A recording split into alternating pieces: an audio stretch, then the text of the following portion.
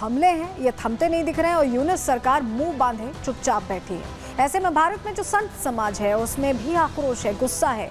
क्या कह रहे हैं संत समाज, सुनिए। बांग्लादेश के अंदर सरकार के द्वारा मिली भगत होकर ये जो तख्ता पलट के कट्टरपंथियों ने सरकार में कब्जा, आतंकवादियों ने कर रखा है बांग्लादेश पर कब्जा, और ये लोग मिलकर आज हिंदुओं को वहाँ से बिल्कुल ख़त्म निस्ताबूद करना चाहते हैं। हिंदुओं पर बर्बर आक्रमण हो रहे हैं।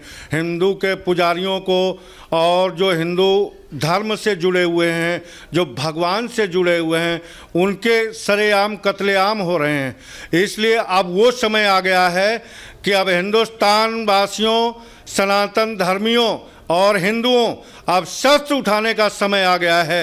ये जो जितना भी हो रहा है ये सब यूनुस सरकार की सह से हो रहा है। जो बांग्लादेशी जो परिवर्तन की सरकार जो आई है इस सरकार की ही सह है। हम सरकार से, प्रधानमंत्री जी से निवेदन करेंगे कि इन पर सख्त कार्रवाई हो और हमारे सनातनियों को इस्कॉन मंदिर की रक्षा हो। ये जहाँ भी हैं वहाँ दूसरे धर्मावलंबियों को ये रहने पसंद नहीं करते। ये इनकी मानसिकता जिहाद की है। यहाँ की सरकार बार बार उन्हें बता रही, समझा रही, मदद कर रही है, लेकिन फिर भी वहाँ की सरकार उनको बराबर बढ़ावा दे रही है। जहाँ भी ये आतंक है, जहाँ ये हैं वहीं आतंकवाद है। इनकी मानसिकता डीएनए में है आतंकवाद। ये कोई मोहब्बत इनमें नहीं है, मोहब्बत अपनों में है।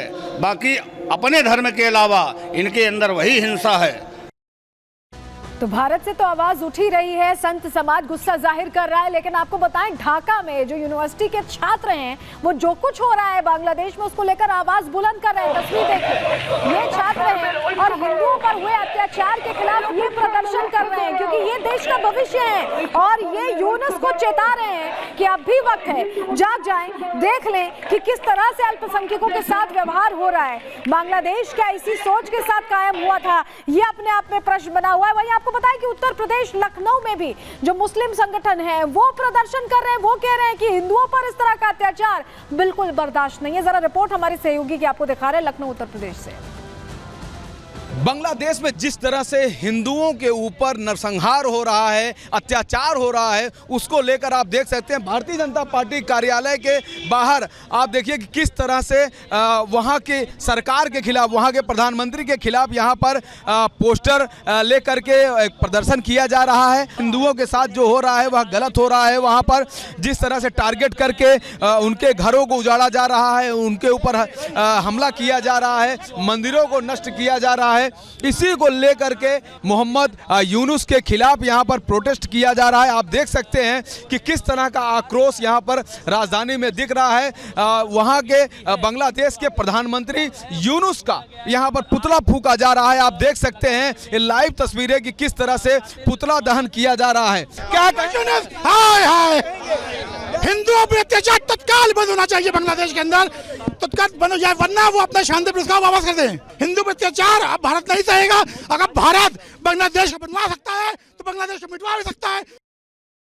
तो लखनऊ में जहां आपने देखा मुस्लिम संगठन प्रदर्शन कर रहे हैं, वहीं नोएडा में भी प्रदर्शन हुआ है। तस्वीरें आप देख रहे हैं, हिंदू रक्षा समिति के बैनर तले प्रदर्शन कर आवाज बुलंद की गई है। और भारत के अलग अलग कोनों से अब यही आवाज आ रही है कि बांग्लादेश इस तरह का जो एक दबदबा जो कायम कर रहा है या कट्टरपंथी सोच को बढ़ावा दे रहा है उसे बंद करे और इसको लेकर एक्शन यूनिट सरकार ले। हमारे सहयोगी की रिपोर्ट नोएडा से आपको दिखा रहे हैं।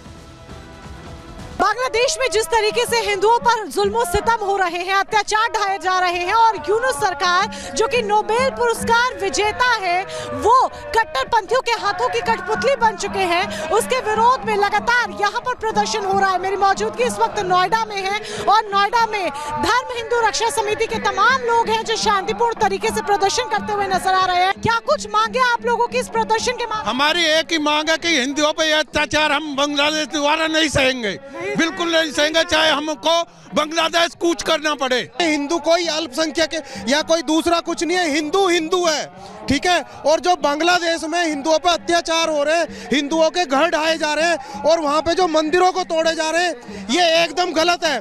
सामूहिक पलायन के तौर पर उनको मजबूर कराया जा रहा है, कन्वर्जेशन कराया जा रहा है, उनका जबरन उत्पीड़न कराया जा रहा है, जो कि और संवैधानिक संशोधन कर दिया गया, वहाँ इस्लामिक पद्धति को लागू किया जा रहा है, सेकुलर शब्द को हटा दिया गया है और ये हम मूल दर्शक नहीं बन सकते। हमारा सनातन जो है शुरू से ही सनातनी रहा है और शांति के प्रतीक रहा है, लेकिन जो बांग्लादेश में हो रहा है वो सुनियोजित हो रहा है। कट्टरपंथी इतने अरगता पे आए हुए हैं कि मंदिर और बहन बेटियों पर जो अत्याचार हो रहा है वो या तो सरकार हमारी केंद्र सरकार से मांगे कि हस्तक्षेप करे। ये अत्याचार हिंदुओं पे बंद करे, नहीं तो हमारे सारे हिंदू अब जाग चुके हैं। बस सरकार के हुक्म का इंतजार है, नहीं तो हिंदू बांग्लादेश में घुस के मारेंगे। बस हम यही चाहते हैं कि सबको न्याय मिले और सब अपने अन्याय के खिलाफ आवाज उठाएं। तो आप देख रहे हैं कि हर तरफ से हिंदू समाज में जहां गुस्सा है वहीं ग्लोबली इसका असर भी दिखाई दे रहा है। यूनूस सरकार के खिलाफ आवाज बुलंद हो रही है। रिपोर्ट आपको दिखा रहे हैं।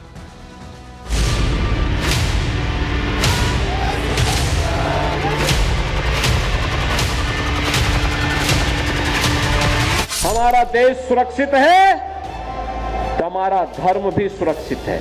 हमारा धर्म सुरक्षित है, हम भी सुरक्षित हैं। बांग्लादेश में हिंदुओं पर अत्याचार, भारत में यलगार। हिंदुओं पर हमले बार बार, कट्टरपंथियों के सामने सरेंडर यूनूस सरकार। सुन ले यूनूस सरकार, अब नहीं सहेंगे अत्याचार।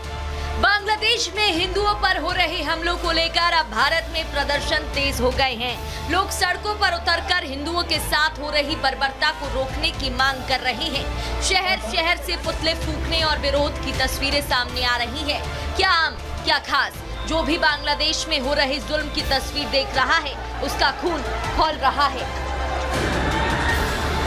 यही हालात वजह है कि प्रधानमंत्री नरेंद्र मोदी एक रहेंगे तो सेफ रहेंगे का नारा दे चुके हैं। यही वजह है कि यूपी के सीएम योगी आदित्यनाथ बार बार एकजुट होने की बात कर रहे हैं। और अब जब बांग्लादेश में हालात बिगड़े तो मुंबई में बीजेपी नेता ने बांग्लादेश में हिंदुओं पर हो रहे अत्याचार के खिलाफ 10 दिसंबर को सड़कों पर उतरने का ऐलान कर दिया।